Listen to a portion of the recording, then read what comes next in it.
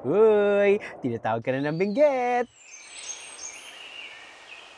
At ito na ang tamang panahon para umakyat. Just remember to get enough rest so that you'll appreciate the hike better. Kasi kapag puyat ka, kapag pagod ka, kapag nakainom ka ng marami, kapag basta stress out ka, it's not gonna work. Walk, breathe the beautiful air of Pulag, and just enjoy the moment. G sa biglaang akyat kasamang barkada.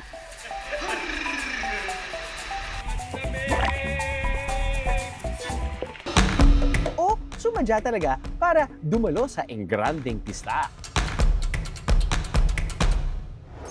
Roses are red. Violets are blue. Ang sakura flower ay maganda at mabango. At nag-iisa lang. Parang ang aking Iya Arellano. Taas kamay kung ang bakay ay lumamon. Sana kung may tao lang dito, magpapapicture ako pare. Ang ganda ng background natin, bro. Tapos kumakain tayo na. At umakyat sa highest peak ng Luzon na Mount Pulag. Anong tawag dyan? Huh? Ano? Kulag.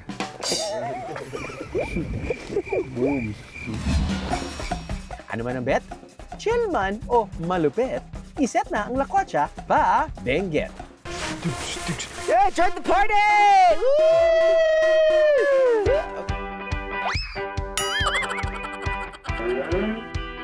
Ano nangyari doon? Ito ang biyaheng uuwi mang masakit ang paa, pero ang puso, busog at masaya.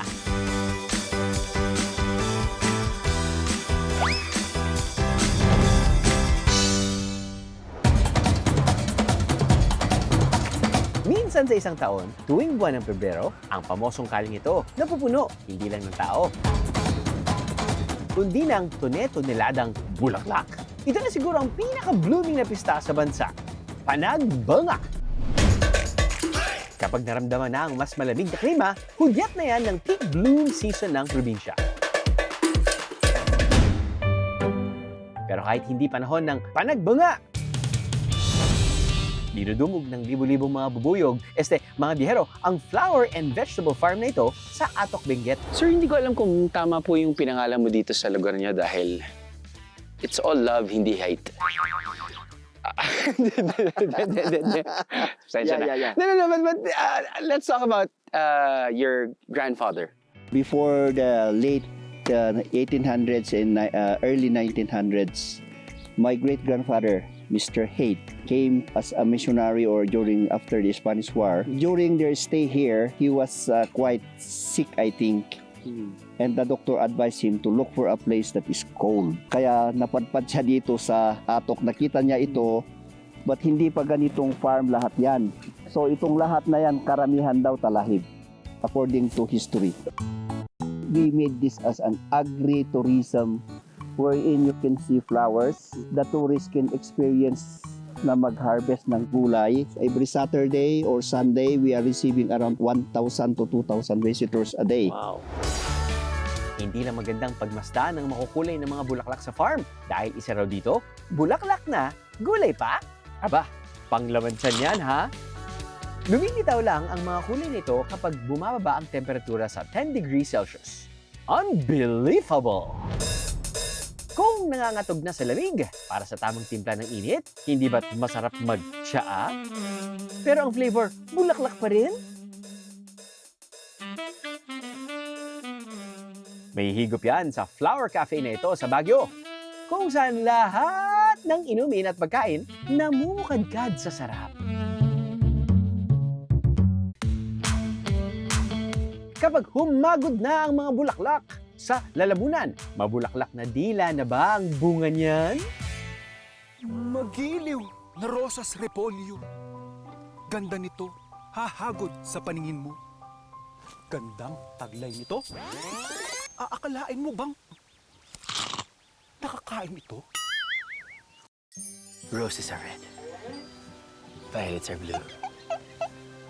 Ang sakura flower ay maganda at mabango.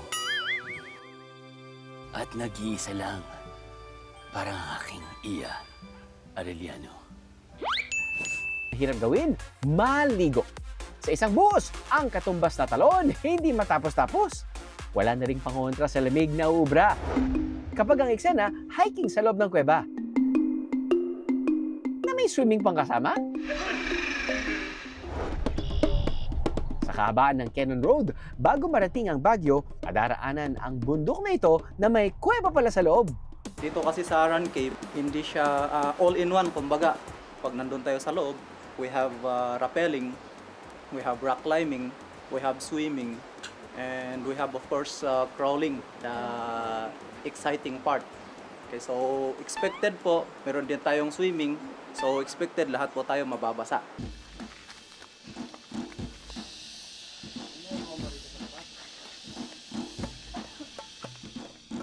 Medyo papalapit na kami sa cave.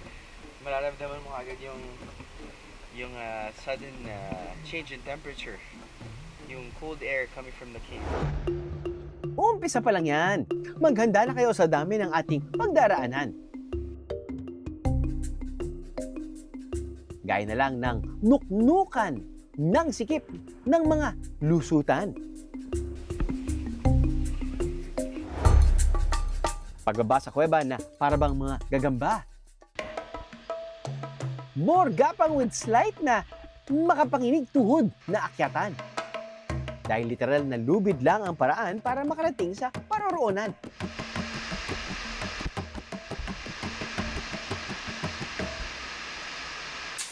Hinga lang na saglit, tapos lusong na ulit. Talaga namang buhok lang ang hindi manginginig sa lamig. Makalipas ang hindi mabilang na mga hingal, nginig at ngalay, sa wakas, narating na namin ang dulo ng trail. Banlawan lahat ng pagod at paanurin ng stress. Dahil ang daang pabalik, mas masikip. Challenging but rewarding, lalo na sa mga tetrentahin.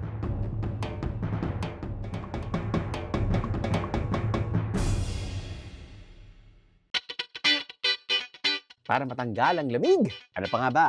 Humigop ng mainit na sabaw! Pero ang mga sabaw sa kainang ito, literal daw na pampainit ang katawan. Patok na patok sa mga turista ang institusyon na kung ituring na kainang ito sa Baguio. Hindi lang basta-bastang sabaw at ulam ang inihahain dito. Nariyan ang soup number 5, butt and balls. At inihaw na liempo na isinasawsaw sa dinuguan sauce. Always fresh yung mga karne dito kasi galing dito mismo sa slaughterhouse. Dito kinakatay kasi yung mga baka, mga baboy at saka yung mga kambing. Ang biyaheng ito ay rated SPG, sobra pong ginaw. Kung akit kasi ng benggit sa mga unang buwan ng taon, ito ang peak ng amihan season. Hindi sasapat ang pa-demure na jacket dahil tumatagos to the bones ang lamig. Bumabagsak kasi below 10 degrees Celsius ang temperatura dito na para bang tumambay ka sa loob ng frigider nyo. Dahil OA sa lamig, G na G din kung mamunga ang mga prutas na nabubuhay lang sa malamig na lugar, gaya ng strawberry. Pumapalo ng halos 1,500 metric tons ang naaaning strawberry ng probinsya. O kung sa kilograms, 1.5 million yan. Ang bunga nito, iba't ibang klaseng produkto. Gaya na lang ng strawberry na tinuhog at ginawang candy at strawberry tubig. Pumasa kaya yan sa panlasa ng proud Igorot chef na si J.R. Royal. Hindi tayo pwedeng matigil ng hindi natin natitikman yung mga food trends naman nila dito sa okay. Strawberry Farm. Trinidad, Benguet. Parang barbecue yan ah. Barbecue, no? Pero matamis. Tanghulo ang tawag nila dito. Tanghulo. Okay. Yes. Okay. Tingnan natin kung, syempre, matamis na yung strawberry. Strawberry. Paano ba yung magiging... Or pwedeng sigurong dahil hindi matamis yung strawberry, nilagyan nila ng asukal. Pwede! Kanya-kanya ang estilo din naman yan, di ba? Style. Tingnan naman natin. Okay.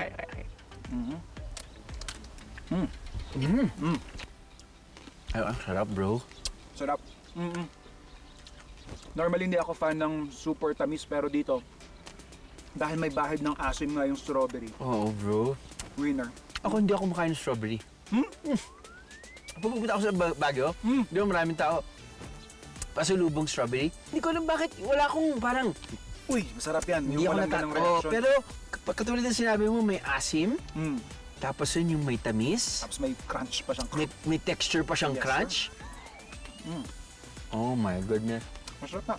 Okay, itong trend na to Not your puchu-puchung strawberry tanghulu ang matitikman dito sa La Trinidad.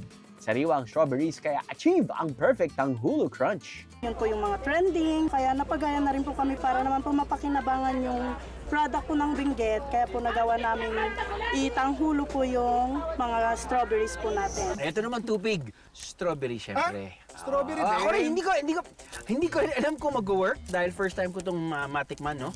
Look at that. Ease.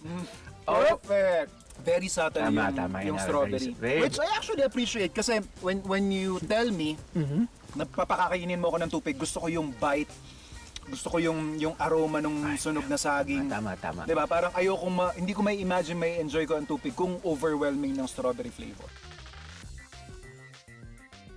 Ito yung mga tipo na pagkain na pag gantong kwentuhan, Ito lang. hindi mo mapapansin, nakakasampu ka na.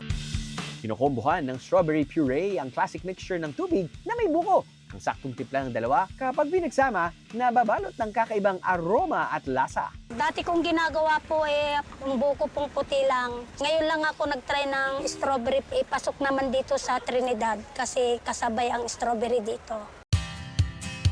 Hindi lang basta peak season ng strawberry tuwing pambungad ng taon. Dahil sa mas malamig na klima, ito rin ang panahon ng peak sweetness ng pasalubong icon na ito. Kung karurok-rurukan lang din naman ang usapan, sa highest peak ng buong Luzon, bumababa below zero ang temperatura tuwing umpisa ng taon. Playground of the Gods kung tawagin ang pangatlo sa pinakamataas na bundok sa bansa, ang Mount Pulag. 4 na trail ang pagpipilian para ito'y masilayan. Ang pinakabanayad sa lahat, ang Ambangeg Trail. Siyempre, doon na ang punta. Ang Bangeg Trail is easy trail, pero kailangan din po preparation talaga. Kailangan ng konting training and then exercise every morning, at least 1 week or 2 weeks na exercise every morning, at least may paglalakad, pagja-jogging para hindi mahirapan pag-akyat. Tamang chill na lakad lang para mas makita ang ganda ng kabundukan. Bago marating ang tuktok, 3 ecosystems ang madaraanan. Para sa mga fantasy ang organic encounter, pwedeng mag-emote sa pine forest.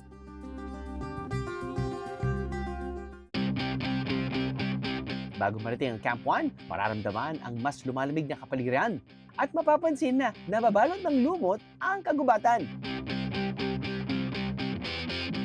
Ito ang Mossy Forest na kung aakyatin nyo sa mga unang buwan ng taon, mas buhay na buhay at matingkad ang kulay ng mga lumot. Mas nagiging hydrated kasi ang mga lumot dahil sa hamog na dala ng malamig na hangin amihan.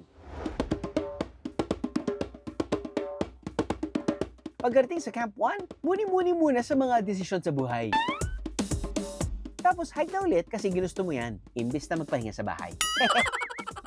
Pero kung nagdadalawang isip na kung nasa tamang trail pa ba, huwag mag-alala dahil parte pa rin ito ng Mossy Forest at nasa tamang landas ka. Itong Mossy Forest, ito yung pinakamalaking area, ng trail, ng hike nyo.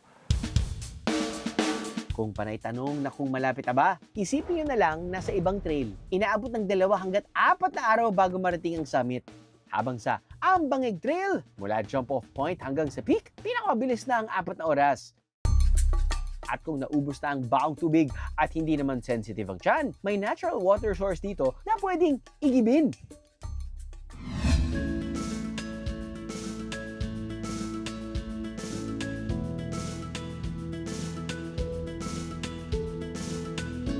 Kapag nalampasan na ang nagtataas ang mga puno at napansin na ang nagkalat na dwarf bamboos, narating nyo na ang Grassland Campsite. Muli nang pinapayagan ang pag-camping dito tuwing weekdays. 3:35 PM pa lang. Mukha nang magsi 6 PM. At dahil hindi na masyado kaming gumagalaw at namamawis, medyo lumalamig na ang aming katawan. As soon as possible, change your clothes to dry clothes, to thick clothes, and as soon as possible, keep your body warm.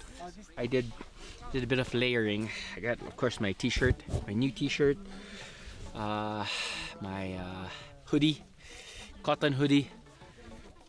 Ito medyo konting parang puffer jacket, pero manipis lang.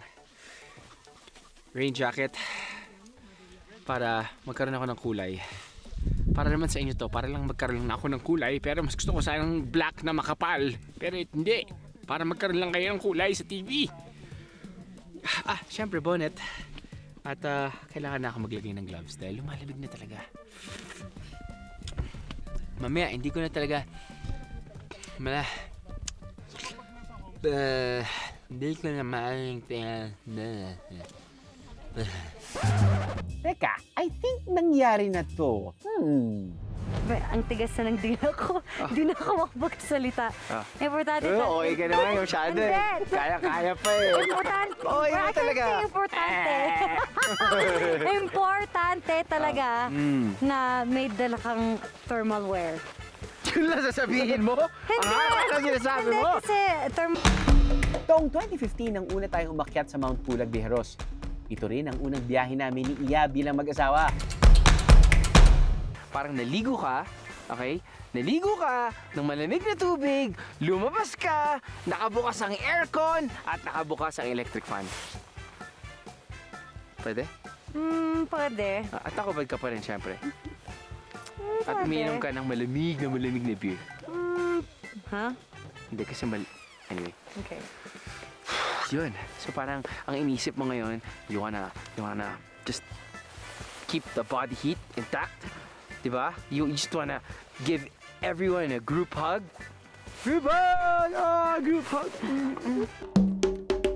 Habang humihigop kami ng mainit na kape, ang lupa nagyayelo. Ano siya usually sa Pulag Feb and January. Oh, there, look at that. Mismong layer. Oh, grabe.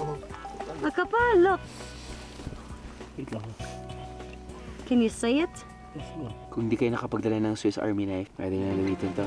Sino yung babae na kasama mo isang gabi? Nanay mo. Here you go. Woo! Every episode naman meron tayong goal eh. For this episode, it's to reach the summit. Mount Pulag Summit. Hey, congratulations, Lavi. Nakakapagod naman tong relationship na to. Bakit naman? Ayaw mo naman heart pumping. Tip, para hindi mapagod sa hike, isama ang pahinga. Pero tandaan, hindi jowa ang kailangan i-secure para sumakses sa Pulag. To all trekkers in Mount Pulag, we need your reservations. We have to do it for the sake of the carrying capacity. We have to control the entry of the park kasi mamamatay yung Pulag pag hindi natin makontrol. Nagre-require kami ng medical certificates. Everybody should be registered at the visitor center. At the same time, dapat may mandatory orientation po and registration sa office po. Climbing ethics, respect the local culture. Garbage in, garbage out. Bawal pong mag-introduce ng mga galing sa labas na mga animals or plants kasi it can totally wipe out our native plants.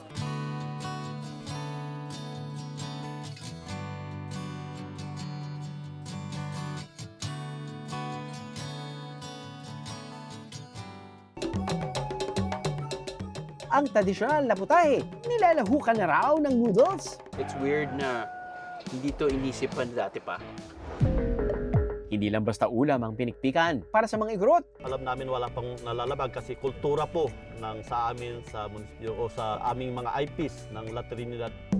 Noon pa man, parte na ito ng kanilang tradisyon at pagkakakilanlan. Ang tanong, buhay pa rin kaya ang nakagistang lasa sa bago nitong itsura?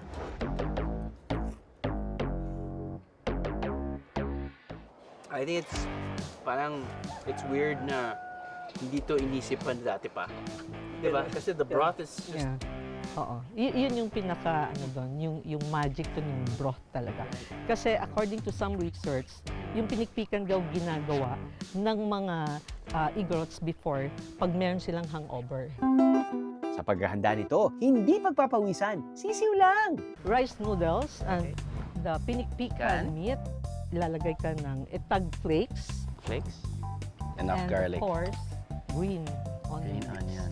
This is the pinikpikan broth. Binikpikan. It's pretty much the star of the Yeah. show. Kung traveler ka kasi gusto mo light lang eh. Di ba? Light, pati mabilisan Oo, siguro. Mabilisan at tapos mainit. Mukhang dito na yata tayo pagpapawisan na. Kayanin kaya natin ang tradisyonal nilang laro na kung tawagin kadang-kadang?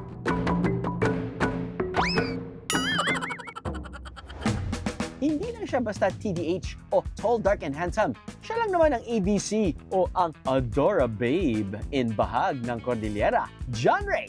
Ba, marapat lang na matuto sa kanya. Kasi kahit saan lugar po sa Benguet is marunong pong magkadang-kadang. So, teka. Kala ko, ginawa to para kapag meron kang pupuntahan, tapos gusto mong tumambay, gawin ka lang. Pero paano ba nagsimula mga kadang-kadang? Or sa lingwahe nyo ay kasyang? Kamasyang. Oh. Kasi sa amin dati, di ba wala pong cellphone, mga ganun. Walang laruan yung mga bata. Ito talaga yung parang banding ng mga tropa pits ng mga bata po. Mulat sa pool, ito na talaga yon. Yes po. Okay. Pero sa amin, mostly mga kawayan po ang gamit. Opo, kasi may natural na silang yung mga sanga-sanga. Mga sanga-sanga. Magkakasubukan na! Tatag ng tuhod! Check! Paglagay yan. Ay, okay.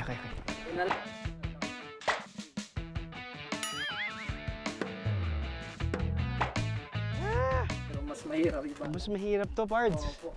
Lalo na pag sa likod.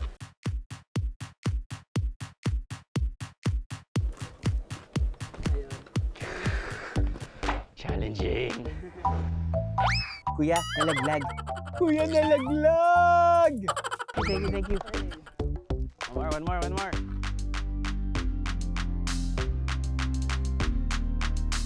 Ayan. Para palang physical therapy to. Akala mo, John Ray, ikaw lang ang TDH? Pwes, ako rin. TDH, as in tumigil na dahil hinahapon na. Ikaw na to, John Ray. Pagkatapos mga kami bro, isang ikot.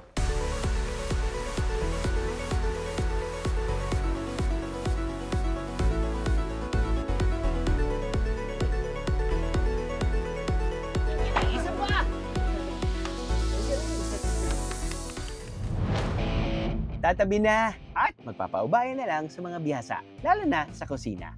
Ang pambato kasi nating si Chef J. Royal, kayang bigyan ng new look ang itag at pinunig.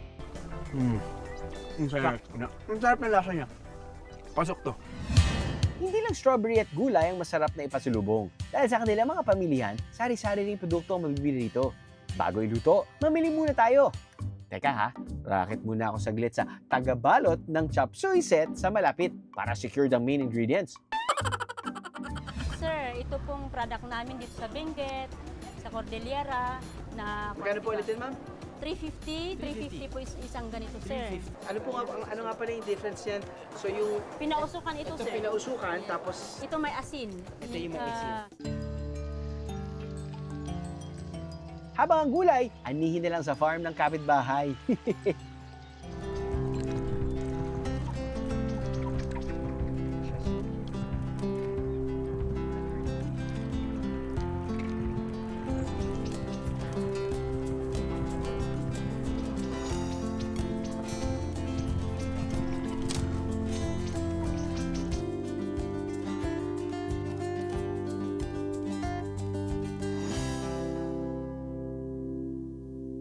Parang kapag gusto mo ng low carb pero surprise, may kanin sa loob. Diba? Pwede. Diba? Okay.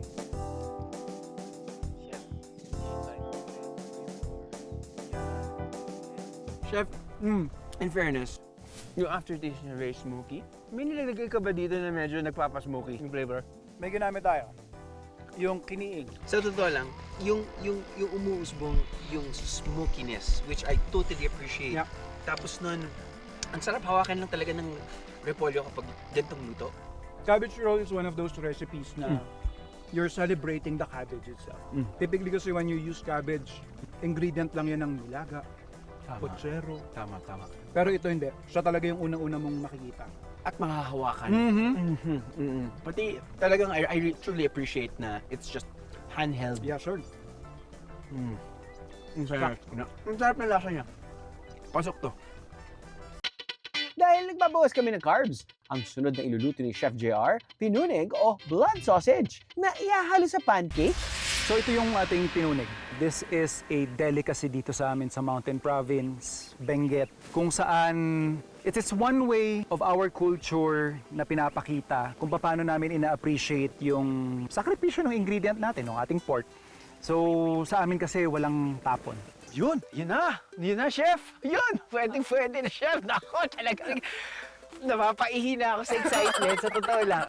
Ito, first time din to, brother. Talaga, first time ba? First time ko rin matitigman to ng ganitong combination. Parang breakfast meal, pwede ba siya, Parang ganun chef? oo. Kinakamay po ba yan, chef? Ay, syempre kailangan natin ng chuk-chuk Chef dyan. naman, as president of your fan club, nahanda ako sa'yo. Ikaw naman. Good job, ha? Naman. Ito. Ayan, cheers, brother. Cheers. Para kang may Betamax na may bite. Parang siyang, yung texture nga niya, very, parang flaky and, di ba, parang grainy, parang kumakain ka ng liver, parang gano'n. Yes, Okay. Alam mo, nag-enjoy ako sa texture dahil din sa wrapper. Dahil may konting, may bite, no? may bite din siya. Actually, parang ang nagpa-pop eh. Ito, gusto ko na subukan. Try na natin siya with Butter. fairness, In fairness, bro. It First worked. time? First time. Yeah.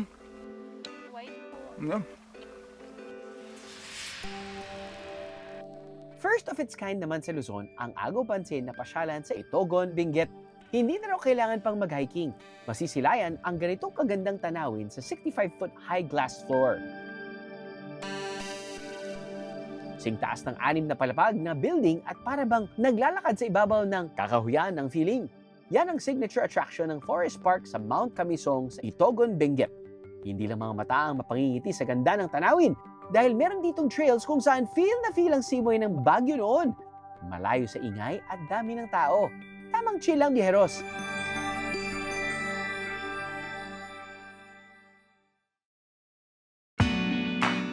Mala winter sa lamig na bakasyunan. Yan bang fantasy niyong magkakaibigan?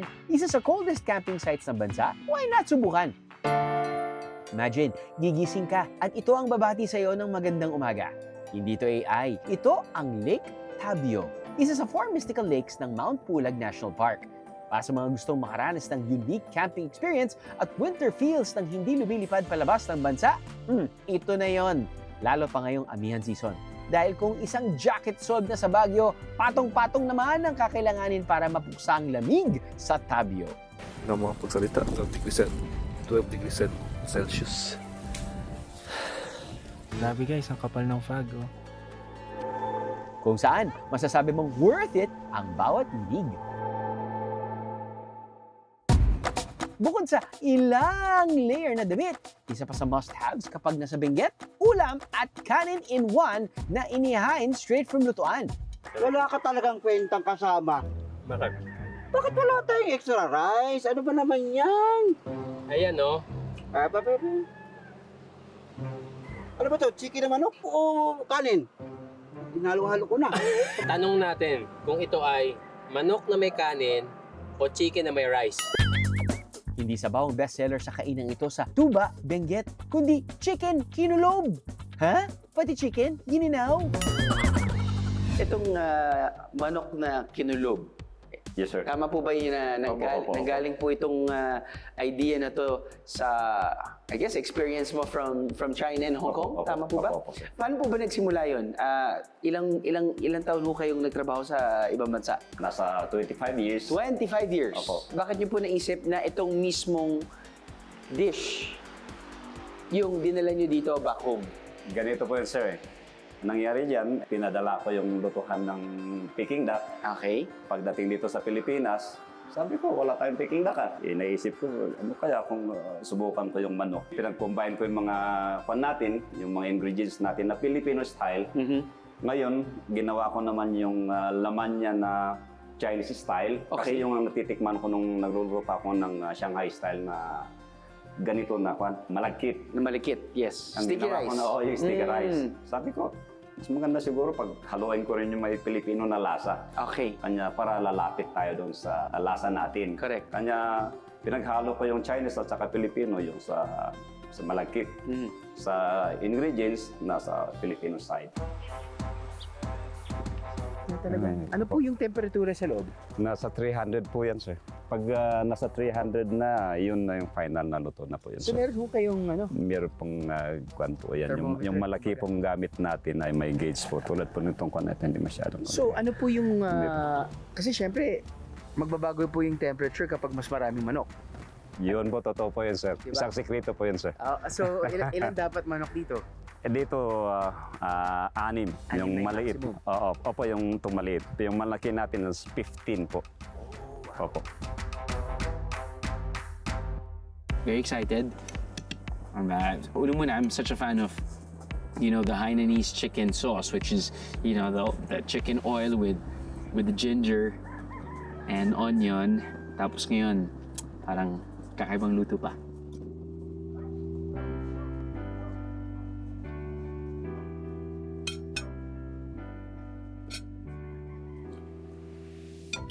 Alam mo, ever since before, yun naman talaga yung inisip ko. Kung minsan ginagawa ko kapag pupunta ako sa Chinese restaurant, pwede ka mag-order ng fried chicken. Pwede ka na mag-order ng Hainanese chicken. Pero gusto ko lang kunin talaga yung Hainanese chicken sauce para i-pour doon sa fried chicken at feeling ko ito yung na-experience ko ngayon. Nakalimutan kong kumuha ng ating paella version dahil syempre kasama din yan sa dish. Yep. Sticky rice with corn, carrots, a bit of peas on the sweeter side. Tapos nun, kumbaga parang hindi ka na kailangan kumuha ng white rice pa on the side kasi meron ka ng kanin sa loob. So it's just one complete meal. And I gotta say, pag pumunta tayo dito sa, northern part of the Philippines, specifically Mountain Province, hinahanap-hanap natin yung pinikpikan dahil nga malamig. But I gotta say, itong dish na to is high Nanese up there.